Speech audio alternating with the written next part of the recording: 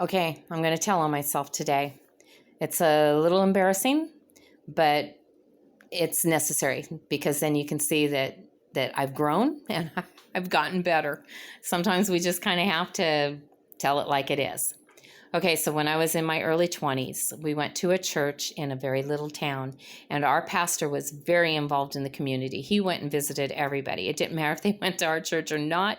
He was just very concerned if anybody had a need, and and he really believed in meeting needs. And so he often would find a family that was struggling and maybe didn't have food. And so on Sunday morning, he'd ask us to go home, go through our pantries, find some food that we could share with another family, bring it that night. We would take it down to the fellowship hall. Somebody would box it up and go deliver it to the family right then.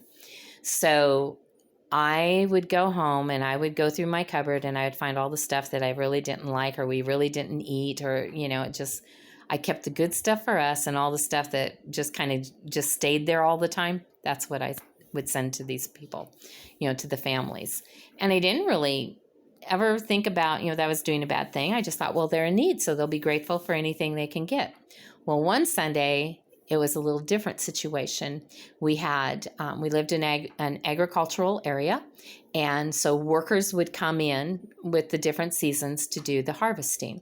And so this was, for the next 2 or 3 weeks, there were a bunch of people that came to town and would be there for the harvest season. But this town was so small, it didn't have a motel. It didn't have like cheap apartments. I mean, there was no temporary housing or anything like that.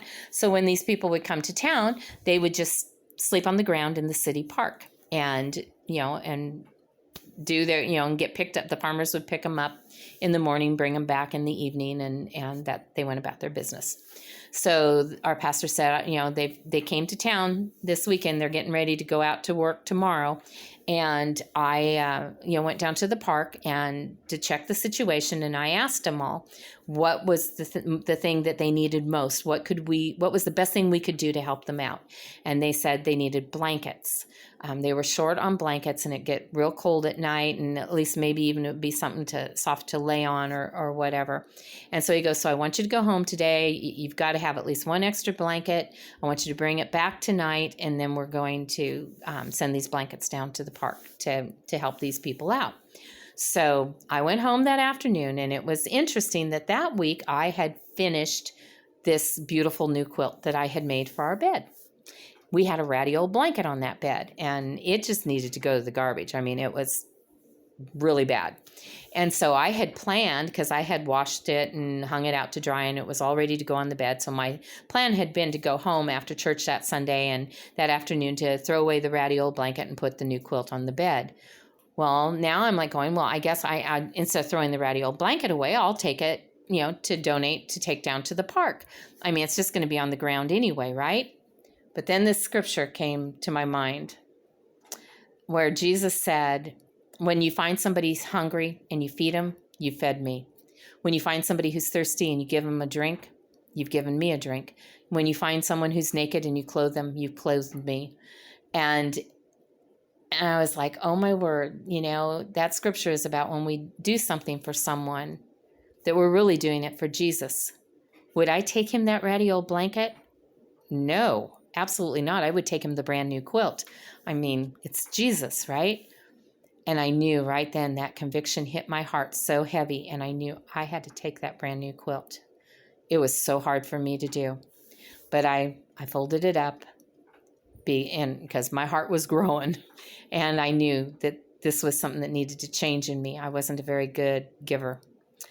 And so I took that quilt down to the church that night, and there was a bunch of old blankets on the table getting ready to be taken down to the park. And I felt kind of awkward bringing in this brand new quilt, so I just kind of shoved it over on the table and walked away really quick. And pretty soon, somebody saw it, and then they're like, who brought the quilt? And, and nobody answered, nobody said anything. So then they started finding out who brought what. And through the process of elimination, they were able to figure out that I brought the quilt.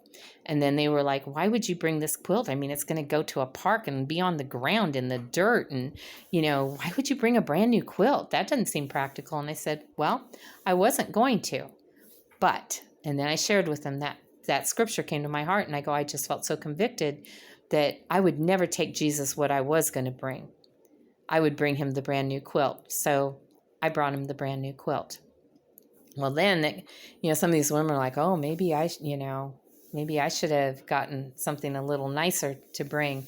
I didn't think of it like that. And so pretty soon the pastor came in and he said, okay, and he saw all the blankets there. He goes, now we're going to do a little different tonight. I want everybody to grab what you brought. And then we're going to, because we're just within a few blocks of the city park. He goes, we're going to walk down to the park. And I want each of you to take what you brought and find a family or one of the single guys or whatever that, to give them the blanket.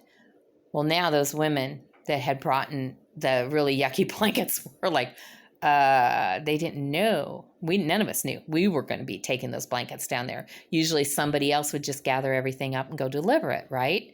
Well, pastor was doing it different this time. So we took our blankets down there and some of those women were like, I want to go home and get something different. And he's like, no, we've got to take these. If you want to take something down later, something else, that's fine. But we've got to take these now. And so we walked down there and I looked around and it was a pretty big quilt I'd made because it was for our bed. And I saw this young family, young mom and dad, and they had 2 or 3 little kids with them. And I thought, oh my word, I think the whole family could sleep in this quilt. So that's who I'm going to give it to. And so I went over and I gave the quilt to the mom and she was like, this is so nice. It's brand new. Why would you bring something brand new? I mean, it's going to be on the ground in the park. And so I shared with her that scripture. I said, that's not what I was going to bring, but I would never bring Jesus what I was going to bring. This is what I'd bring him. So I shouldn't have been bringing you what I was going to bring you. This is what I was supposed to bring you.